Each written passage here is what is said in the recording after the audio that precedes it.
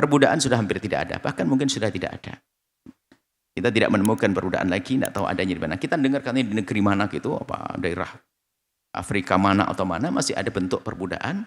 Katanya wallah alam, kita perlu data atau berita yang sesungguhnya. Yang jelas perbudakan pernah ada di dalam Islam karena untuk mengimbangi perbudakan di luar Islam. Jadi perbudakan dalam Islam itu mengukuhkan, bukan mengukuhkan, mengimbangi. Sebab dulu itu supaya orang tidak salah menanggapi masalah perbudakan. Kok Islam ada perbudakan? Adanya perbudakan di dalam Islam itu karena melihat sebuah kenyataan. Dalam dunia ini memang ada perbudakan. Sehingga karena budak itu seperti kekayaan. Jadi ada orang itu punya budak sampai 1000, kaya raya dia. Dijual belikan budak itu. Kemudian ada datang Islam. Ada orang masuk Islam dia punya budak 1000. Masa harta kekayaan langsung dibuang begitu langsung enggak. Jadi perbudakan di dalam Islam itu hanya mengikuti sesuatu yang ada. Kemudian setelah itu Islam menganjurkan, memerintahkan untuk memerdekakan perlahan demi perlahan. Sehingga banyak hukuman-hukuman pelanggaran memerdekakan budak, memerdekakan budak itu sampai bersih. Sehingga yang membebaskan perbudakan pertama ya dalam Islam. Bahkan karena Pak di dalam Islam urusan perbudakan adalah dimasukkan dalam urusan ibadah. Seolah-olah jauh sekali, tapi lihat. Masalah kita sumpah, melanggar sumpah, menggauli istrinya di siang hari Ramadan banyak, kafarat dihar banyak. Pelanggaran-pelanggaran harus dibayar dengan memerdekakan budak. Dan setelahnya itu apa? Banyak himbauan dari Nabi memerdekakan budak, pahalanya begini. Bahkan kalau menyanjung sebuah amal ibadah yang baik, itu pahalanya seperti memerdekakan budak. Artinya biar orang rindu memerdekakan budak, itu yang dalam Islam. Jadi bukan Islam mengadakan perbudakan. Dari awal tidak, karena perbudakan sudah ada, maka dikukuhkan dalam Islam, kemudian dimerdekakan. Sebab sangat tidak adil kalau tiba-tiba Islam, kasihan kaum muslimin akan harus melepas budaknya semuanya. Sementara dia kaya karena perbudakan sebelum masuk Islam. Dan perbudakan sebelum masuk Islam punya budak yang banyak. Tak taunya pas setelah masuk Islam, budakmu nggak boleh.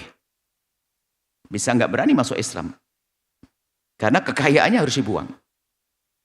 Dan itu waktu dia punya budak bukan atas perintah agama Islam, enggak, memang negeri itu ada perbudakan. Dan itu seluruh. Bahkan kalau tidak salah di daratan Eropa pun belum lama ini masih ada perbudakan.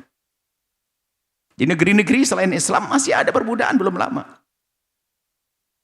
Dan Islam sudah dari dulu membebaskan perbudakan. Nah, ibaratnya begini, dalam dunia peperangan itu, kalau ada perang itu kan ada namanya tawanan perang. Coba. Kalau orang Islam ketangkap oleh mereka itu dijadikan budak. Kemudian mereka ketangkap oleh kita nggak boleh dijadikan budak. Terus gimana? Nggak adil dong. Jadi yang dijadikan budak dari orang kafir yang ketangkap. Disuruh milih kan di antaranya antara dia. Jadi orang Islam itu ada beberapa model di saat menangkap orang kafir. Dibebaskan begitu saja. Atau mungkin pelanggar, atau memang dia kejahatannya berat, dibunuh, atau dijadikan budak. Dijadikan budak, atau jadi bahan tebusan nanti, tukar. Kembalikan orang Islam, saya kembalikan ini. Jadi Islam itu adalah mengadakan adanya perbudakan di dalam Islam untuk mengimbangi. Karena kaum muslimin yang ditangkap oleh mereka dijadikan jadikan budak. Nanti bisa ditukar, ayo. Jadi yang jelas perbudakan di dalam Islam bukan pada asalnya manusia diperbudak, tidak ada. Karena perbudakan sudah ada, Islam mengukuhkan karena ini adalah hukum-hukum, mungkin bahasa lain ada seperti internasional. Semua negara punya perbudakan-perbudakan. Islam mengakui adanya perbudakan, kemudian menganjurkan untuk memerdekakan satu demi satu sampai selesai.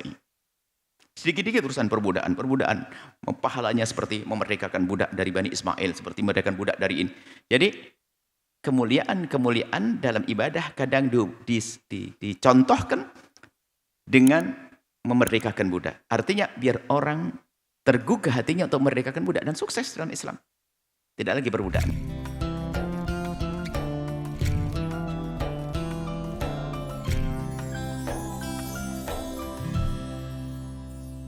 Sahabat Al-Bahjah TV, setelah menyaksikan video ini, jangan lupa bersolawat kepada baginda Nabi Muhammad. Shollu ala Nabi Muhammad. Allahumma sholli alaihi wa ala alihi wa sahbihi.